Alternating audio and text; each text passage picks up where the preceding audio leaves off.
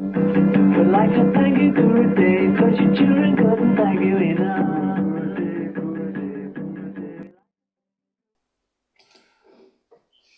So why don't we say hello? Each will say where he's from and a few words about his uh, background in meditation and all this subject, and then we'll start this much shorter meeting than Paul's talk of last week.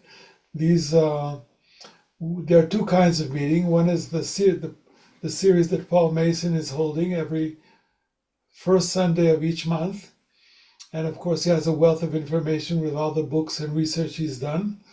And then the meetings in between are called, that one is called satsang, and the meetings in between are shorter. They're more in the direction of half an hour, 45 minutes, and we call them dhyan. And we'll pick a topic that's somewhat loosely related to what Paul was talking about, and we'll take it anywhere we want to go. So, well, David is with us, and Paul, and Pierre. Why don't you say a few words about yourself? Okay, everyone can hear? Yes, yes, we. Okay, yes, I'm from Canada, and I started meditating in 78 in my country, and in 84 I learned the TMCD program, and I still practice up to this day.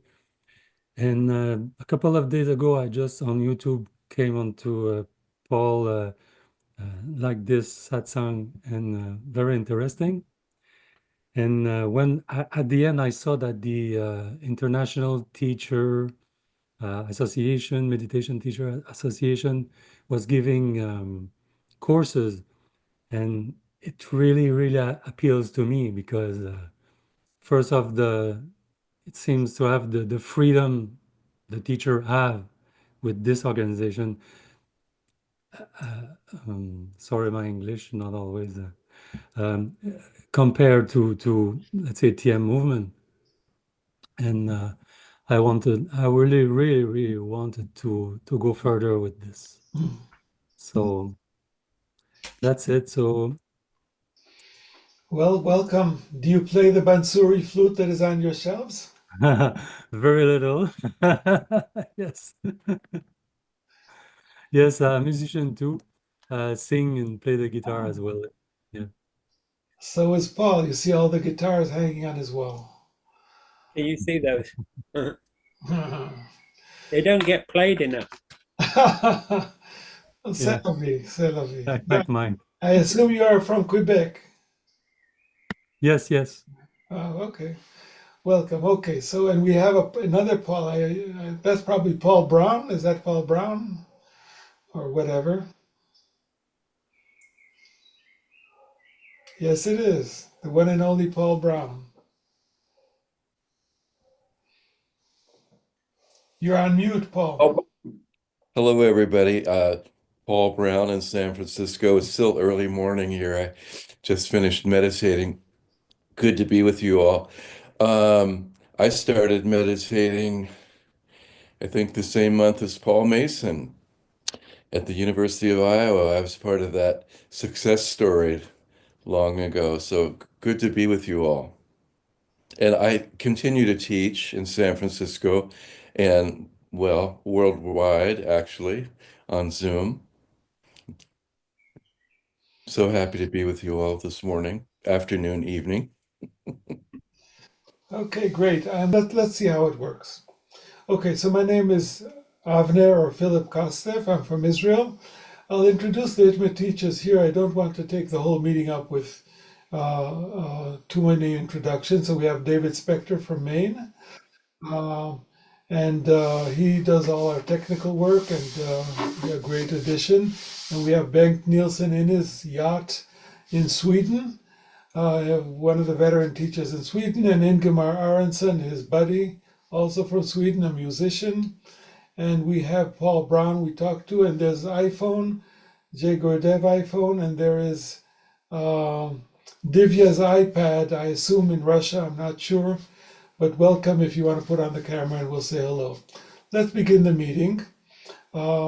we'll start with a few minutes meditation.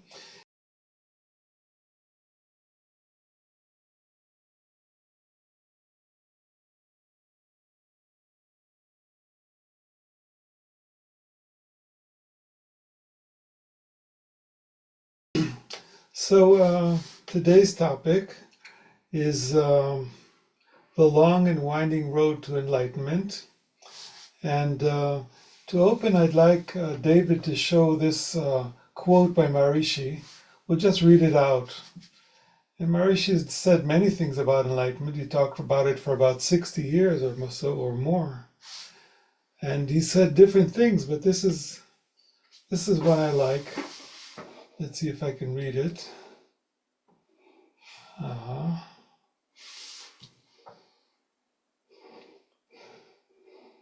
Yeah, so why don't you go to the next slide, David? The next one, here we are, next one, here we are. This is Maharishi Mahesh Yogi in 76 in Vittel, which actually our family was there about last week. We went a little skiing with the boys. Okay, this is Maharishi. We should be very natural and easy about life. We are not to be anxious about activity or meditation. Everything is tested by how quickly our desires get fulfilled, by our achievements. Never should we be anxious when the time comes. Even the chirping of a bird could be the stimulus for enlightenment. Even the smoke of a rotten bus. Go on. It's the next stage of awakening. There's nothing spectacular about it. Don't think about where we are. Don't think that New York is horrible.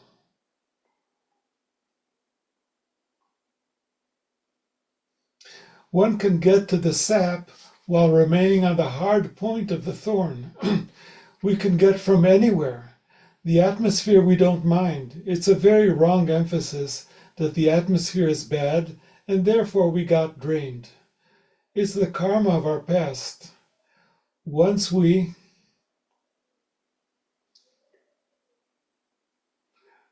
don't make a fuss about our environment, then nature will take care of us. It will put us in the right environment. That's the quote. So I remember there's a story about Paul McCartney saying goodbye to Maharishi. I think it was in India. And the last thing Maharishi told him was, just go out and enjoy. And 30 years later, he comes with his daughter to visit Maharishi in Vlodrop. And she says, Maharishi, can I videotape you? She brought a camera along. And after 3 hours, and she says, what are you going to say to the video camera? And he says, enjoy. And Paul McCartney noted the connection that for, 30 or 40 years difference, he was still saying the same words. So I think there are two schools of thought about getting to enlightenment. David, why don't you show the next slide? I'll go over them. So this is one school of thought. Take it easy, enjoy, blissfully go down the road that's been set out for you. Go down. Let's go see the next slide. It's just some points that I wrote down that I would remember what I have to say.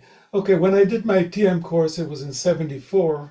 And on the 10th day of checking, we came back to the same building in Tel Aviv, and there was a course there. There was someone there to pick up one of the participants, the husband of one of the ladies there, and he had done his TM course 2.5 years ago. And we just heard about cosmic consciousness and enlightenment. And we said, wow, he must be in enlightenment. 2.5 years is a long time. And of course, later on, we found that it takes maybe a little bit longer. So Maharishi was very, on the one hand, just take it easy, take it as it comes.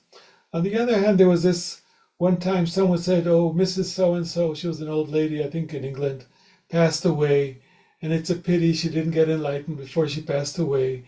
So someone said, Maharishi thought I have to add something. And he added the rounding, which is way, way back yoga asanas, pranayama, and the advanced rounding courses, weekends and weeks and so forth. And many years later, the cities came, like 78 or whatever, to accelerate and to build, these connections between us and the absolute. And then somehow connected or not connected are these huge groups. You should live in a community and you should fly hundreds and thousands of people together for your own evolution and for the world. So Maharishi had an angle of achievement. One of our great teachers in Germany gave a very nice lecture. He said, Maharishi Mahesh Yogi. There was a Maharishi aspect to him in the early days, and there was the Mahesh, which he thought was the more devotee kind of, and Deva kind of thing, and and there was the yogi part. So he had the Mahesh part was more the military commander. He was marshaling the forces of light against darkness in the world. Many of the years he was active. So there was definitely an energy there, and we were part of that energy. We were asked to do huge things that changed our life and gave us great things, but we were on a mission. Maharishi was on a mission. So that's not the same as take it easy, take it as it comes. And it created an expectation in our movement and the people who were close to the movement, not 10 million who learned meditation, but the,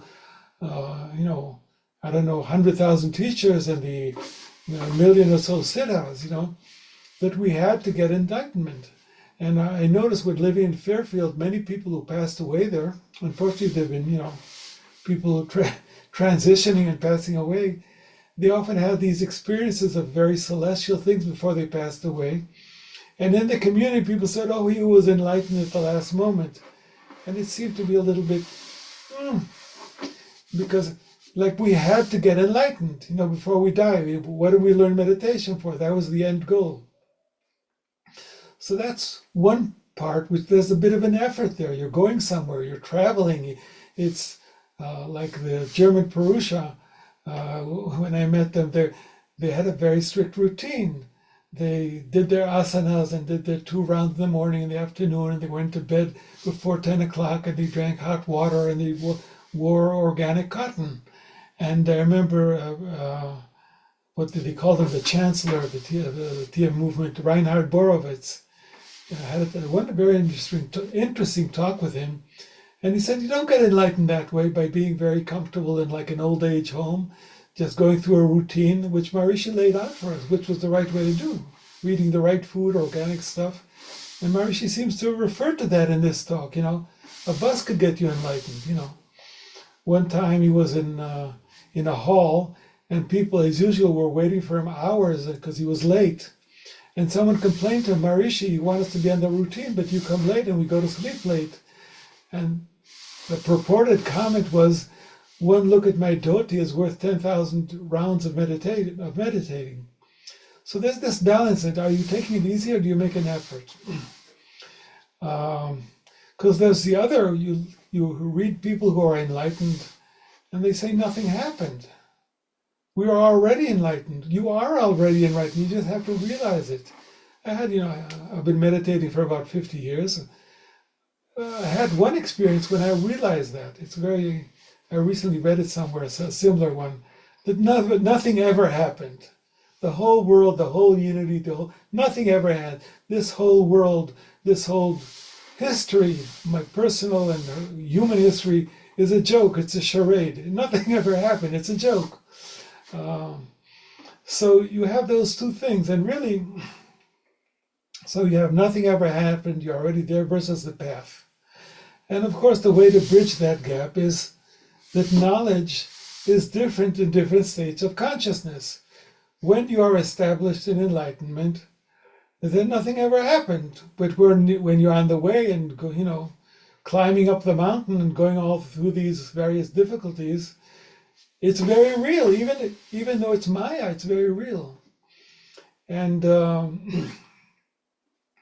there's this idea of well, at least when I was young, I had goals and I had to get somewhere, and there was a plan and so forth.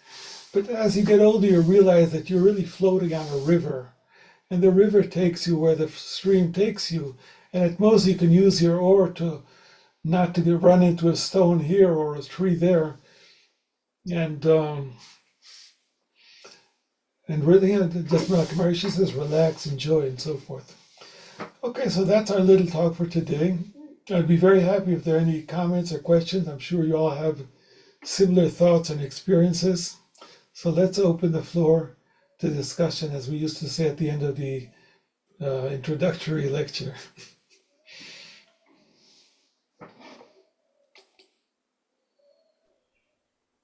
Oh, can I just say that Zoom link doesn't work? That was just posted. This is to Paul on Roots. The Zoom link doesn't work, and the one that was posted 2 days ago is for an out-of-date Zoom meeting. And it was only because I tried the link from last week's talk from Paul as a last resort before I gave up that it actually worked. So I don't know how many other people have been caught up in that who wanted to attend. Yes, Tony. Well, thank you for that comment. We are well aware. It is Okay. It was my boo-boo. You can't read a Zoom link. I just posted the first one I got. It totally my mistake. But in all upcoming meetings, it will be the exact same link that Paul's meetings and the weekly meetings are always on the same link, same hour, same time, everything. We don't have to look for a different link each meeting. Yes. All right, that's clear. Nice hope to you hear got you, some of Tony. this meeting. See, it Yeah, wasn't. nice to see you. See, it wasn't Huh? my fault. See, it wasn't my fault. Now, I was out trying to fix a fence. I had nothing to do with the links. I just used last week's one. But look, all this in Oh life. yes, nothing accusatory was No, leaving my no, lips. No, I'm it was kidding. just pointing out the I'm kidding you. confusion there. I turned up today and I was really intrigued at what Philip Avner was going to tell us about enlightenment. And what he seems to be saying is, well, there's at least two ways of looking at it. And it's like, oh, okay. um, so, I mean, I've never believed in enlightenment. I never even heard of enlightenment when I first started meditating. I thought that meditation was to wind down. And if you believe in God, that you find God. And if you believe in some state of exaltation of being, then you find that I don't know, that enlightenment was kind of a Western word, which was kind of like fashionable. It never occurred to me that meditators were trying to get enlightened. And I have to interrupt myself and say, until I went to India, when was that? I think that was about 2000. I went back and I was determined not to have a sort of like a religious visit or anything to do with mysticism or anything to do with Hinduism or anything to do with monks. I just wanted a rest. I don't know if anybody can understand what I'm saying there, but I just wanted to get away from my everyday work and home and everything and just have a rest. And it turned out to be anything but that. And the idea of being enlightened came up because I felt so full of light that I felt that I was even transmitting light, that there was, and I thought, oh, so it does exist. And then, I don't know, maybe a few weeks later, I thought, oh, maybe it doesn't. But I kind of think, I really want to hear what Tony has to say about it, actually, because he's a long-term member of Roots, and he said all sorts of things, and they've usually been very celebratory, and useful and very nowish.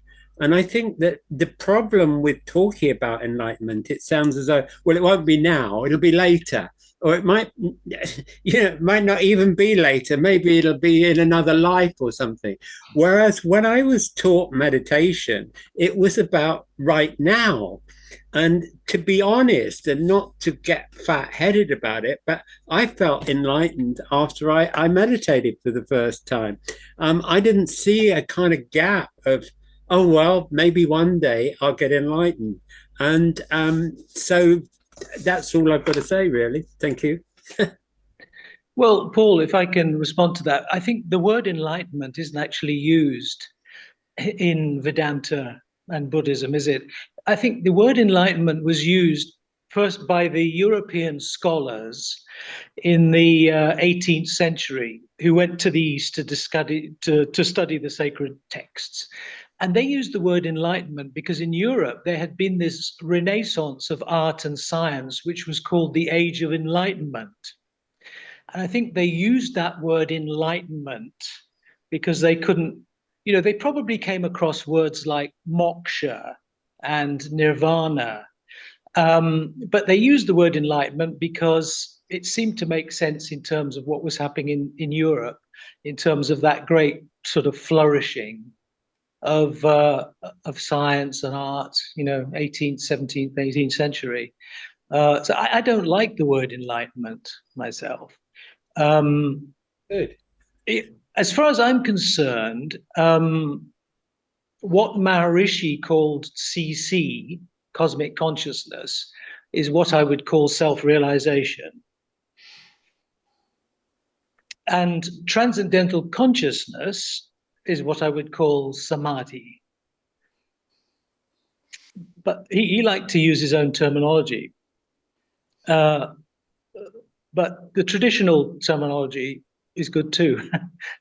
So, yeah, very much now, yes. I mean, because I would define meditation as the experience of objectless non-dual awareness, which is no different to transcendental consciousness.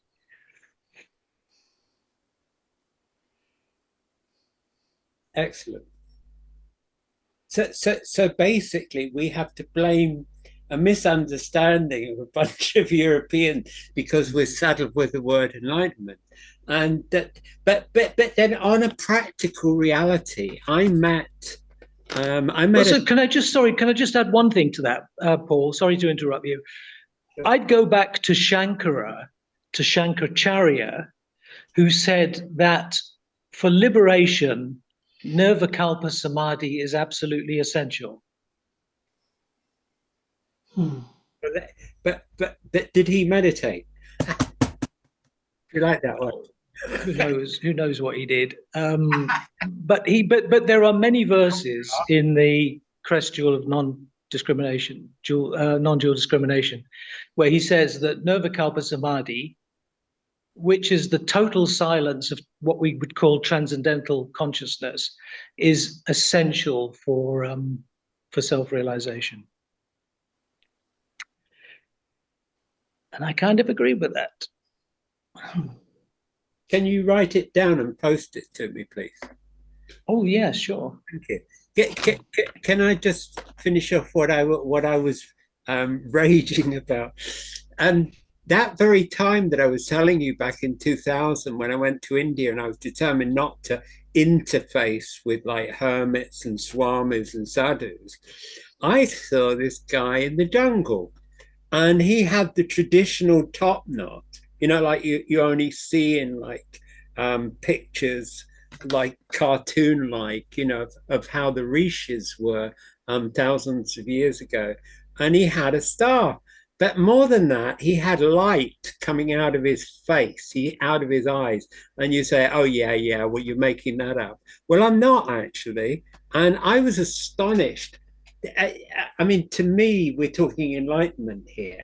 That was actually meeting someone who was enlightened insofar as light was emanating from him. And he wasn't the first person I'd had that experience. I'd had it when I first went to India. And I might add about meeting Dandy Swami that he looked, the aura, what he emitted, the eminence of what he emitted, seemed to me as if he were Gurudev, which is absolutely absurd and absolutely extreme, because I would have never said that about another human being in my life. But it was just that this particular individual gave off an eminence, a light, a softness, a smile, and everything. And I thought, he reminds me of Gurudev. So I told him so. And I gave him the proper long name, Swami Brahmananda Saraswati, Jyotirmath, etc., etc. And he lit up even more than he was, if that was possible. And he beckoned me to come to his kutir where he lived. And he pranced off.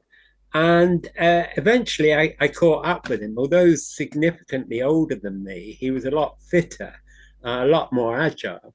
And I got up the hill, and he opened his room and he showed me a photograph of Gurudev. So there Wow.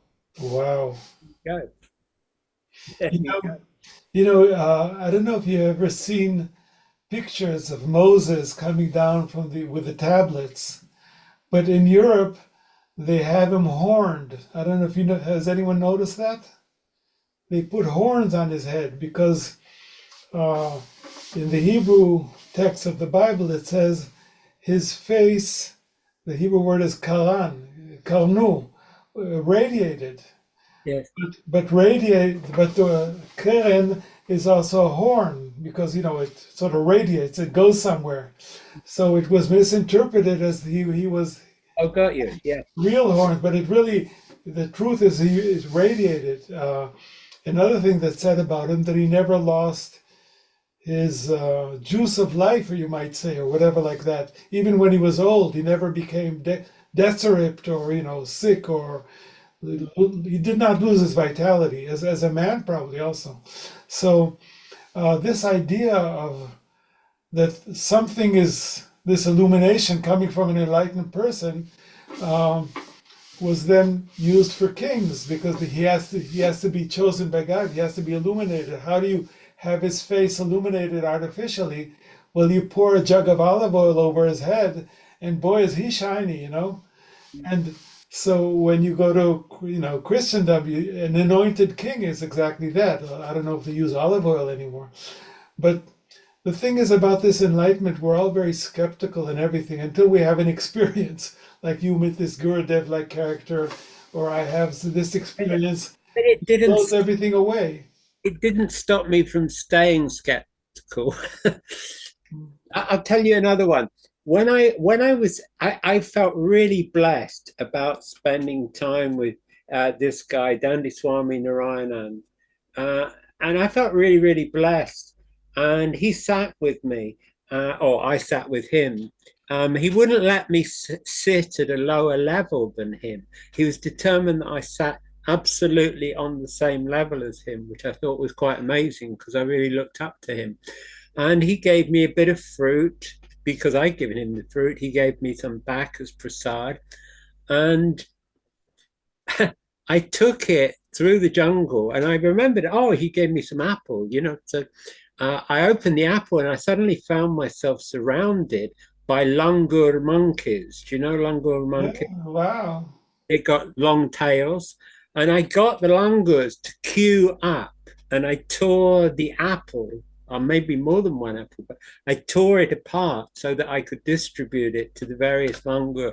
And they very obediently took their portion.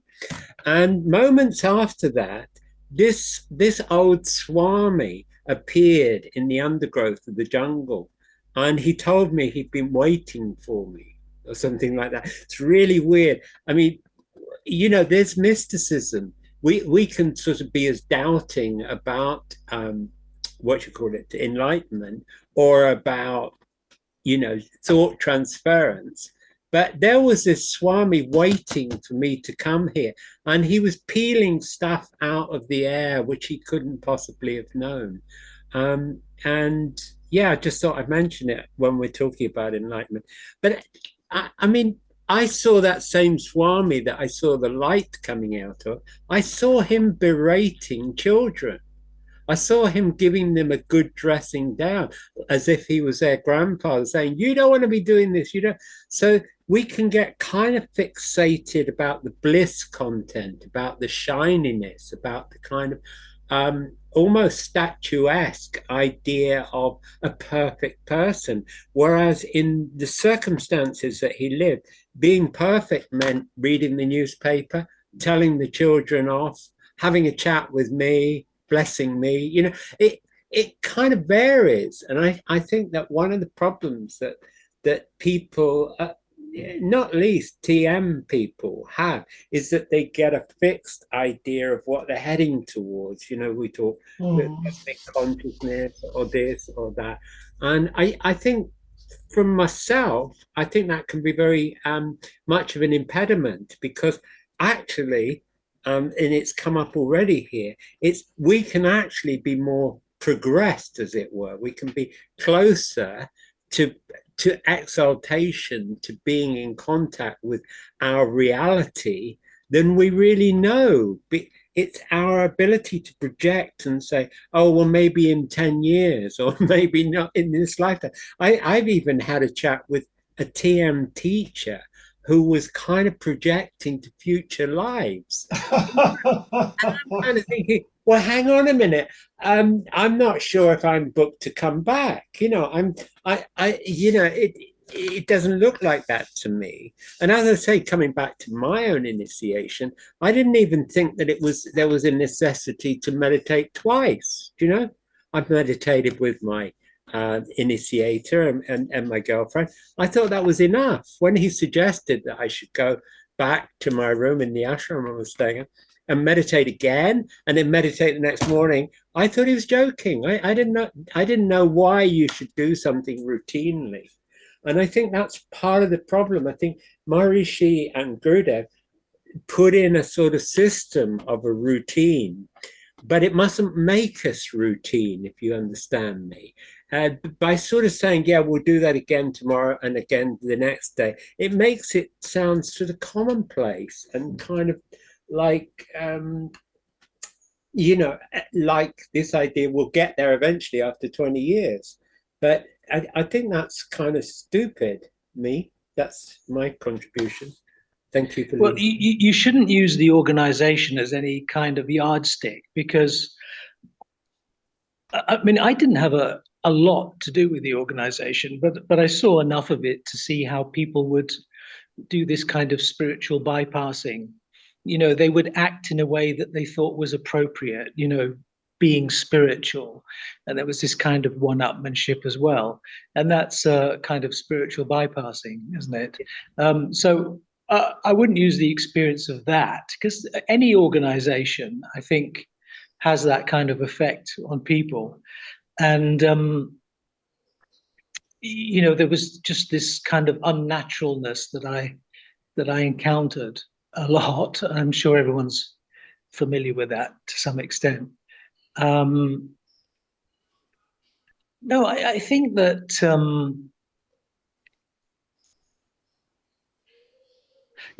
someone once asked, have you heard of Ramesh Balsekar? He was one of the chief translators of Nisargadatta Maharaj.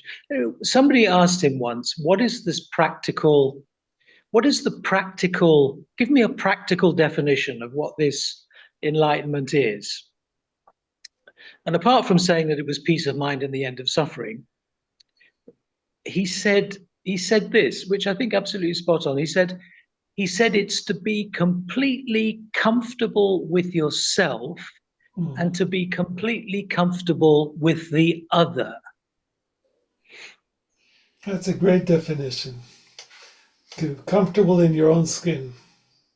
Yeah, comfortable with yourself and comfortable with the apparent other. Well, the Maharishi said, where does fear come in? When you have duality, when you have unity, you can't be afraid of yourself. When you have duality, something else other than you can be afraid of it.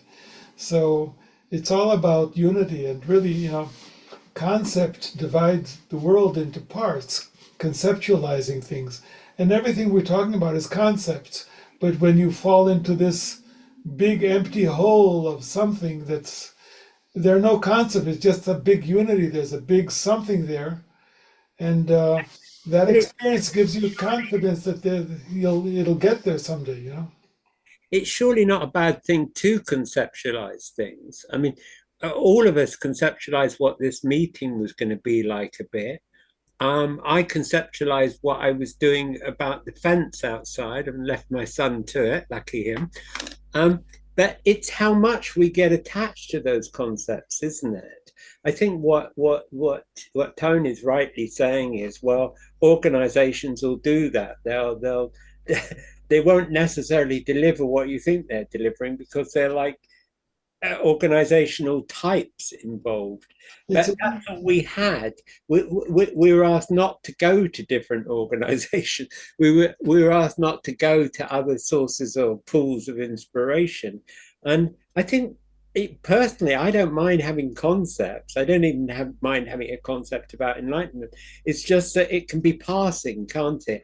I think that's what we learned from being established in ourselves, is that we don't get overly attached to things that ultimately fall to pieces, but we enjoy them while they're there. I mean, it's spring, isn't it? It's beautiful. Everything's bursting with life. There'll be fruits come the summer, and it'll be fantastic. And for me, being as ignorant as I am, I think it'll last forever.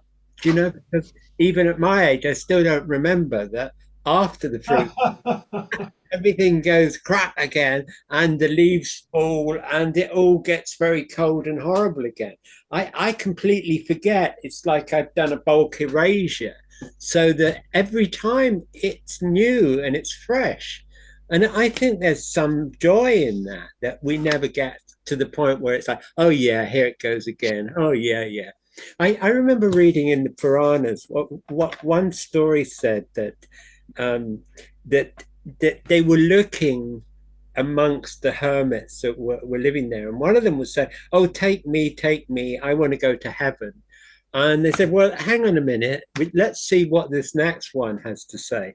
And the next one they went to, he said, "And how do you feel about your life? Are you in a hurry?" He said, "No, I'm in no hurry at all.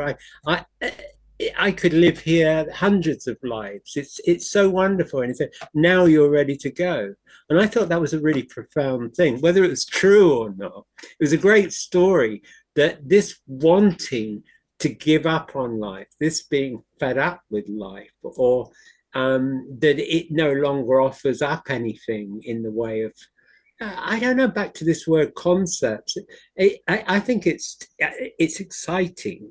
And I think that's what that story was about. It's like, well, you know, life's always good. And I think that was something that most of us felt about Maharishi, that he was so animated most of the time. You felt you could believe in him. And I think it's only since he got that much older and people have been saying things about him that we forget how lit up he was, how enthusiastic he was, you know, about so much. And for myself, I want to stay enthusiastic. And to me, I think I would define enlightenment as that, really. It's staying enthusiastic. How's about that? Off me cuff, that was.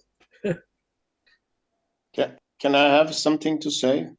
Yes, Ingemar, you always have good things to say. Yes, yes. Wait, I have to open for my wife. I'm not at home. I'm in a facility. Just give me a few seconds.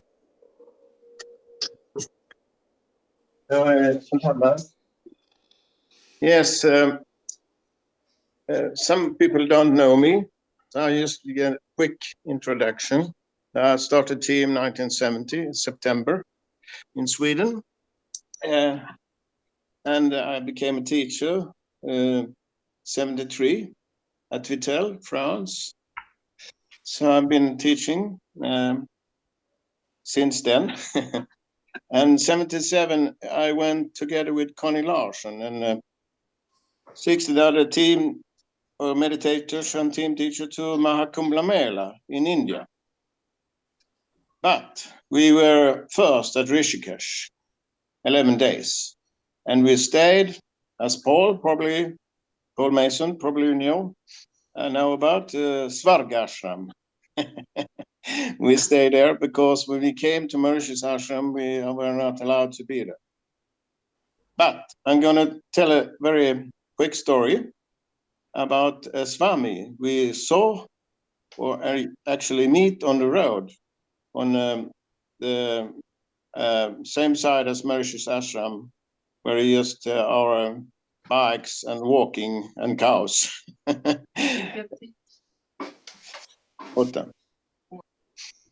And so there was a Swami, Dandy Swami with orange clothes, coming in front of us. We were walking on a small road down in the village, just going outside Svargashram, and he has a dandy staff, and he has a sandal paste, and on his forehead, and also here on the cheeks.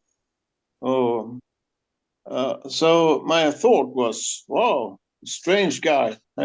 Many things in his face. But when he passed us, it was me and my girlfriend, and we were talking to an Indian guy who has a store. He had a bicycle. We had an explosion in the heart region, or more in the solar plexus.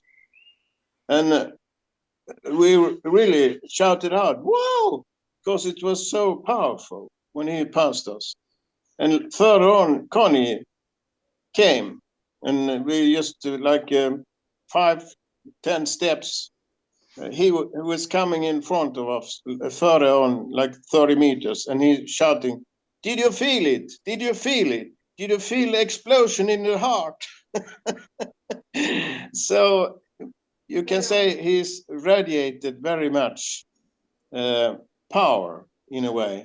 And probably he also know that we are on a spiritual part in a way, I think, or that we used, yeah. But it was very weird and very powerful experience. So there was at least 3 of us experiencing this very, very powerful, what do you say, trick from him, or blessing. You can probably say it was a blessing. And then we tried to find him. Later on, we bought some fruits in this other guy's store. We went out to his store to buy some fruits and went back and to look for him, to give him fruits. But he was just vanished. We couldn't find him at all. And this was in Rishikesh, 1977, in January. Yes. Okay, that's a very powerful experience. You know, these experiences, these stories, they just give us hope. That it makes it so real that you can carry on for a few weeks or months or years later. Yeah.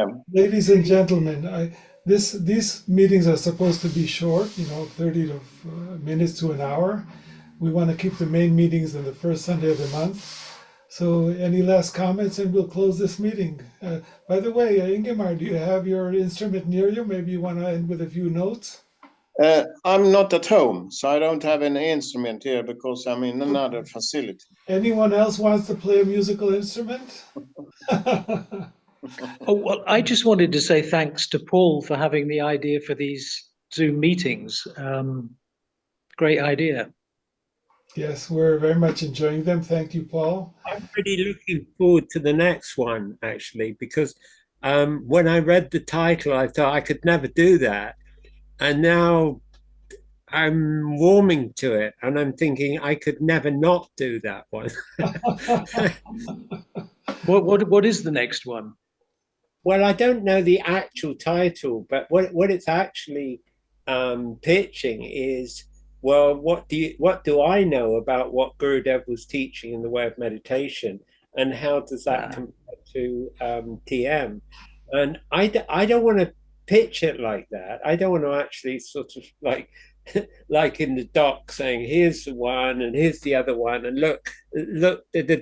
I really want to tackle that topic in a much more well-rounded way, and I'm really grooving on it. I've got a funny sort of mind that instead of worrying about what I've got to say, I just sort of like let it seep through my head, and I'm really enjoying it. I just hope that I can get some of what I've been thinking out when I do a talk, you know. So I'm looking forward to it. Yes, we are looking forward. Next week will be, I think, Paul Brown's talk, if I remember right, or one of the ITMA teachers anyway. I'm looking forward to that. Where's Pierre? Pierre, you asked about the Teacher Training Academy. Yes. Just, just stay on these talks, and in a few months we'll probably, when we get a big enough group, then we'll announce the course, and Okay. you're more than welcome to join it. Thanks. All right. Because I tried to send a request on the site of ITMA, and Good. it's coming back. It's like it doesn't work. Some technical stuff Hmm. doesn't work. Can you put your email on the chat here, and I'll reply to you? Yeah, sure, I will. To me, to Philip Avner Costeff. Okay, guys, nice meeting you, and we'll meet next week at 4 p.m. London time. Thank you, Paul, and I hope the fence goes well. And we'll see you generally. The longer I stay here, the better the fence will be. Anyway, Avner, for your Avner, you said next week at 4 p.m. London time. Don't you mean 3 p.m.? No. For this meeting is 4 p.m. The ITMA team can meet an hour earlier, but that has nothing to do with this team. I'm sorry. That's okay. Maharishi loved the time zones because when people got tired at 1 o'clock at night when he's talking on the conference call, he could move 2 time zones forward and start bugging them. But for us, it's still a mess. And daylight savings time and different time zones, it's a mess. I think, by the way, just before I go, I think it paid off making a recording because I noticed quite a few hundred people have tuned into it. And I think that's the message I was getting all along. Where's the video? Where's the video? Even before we made it.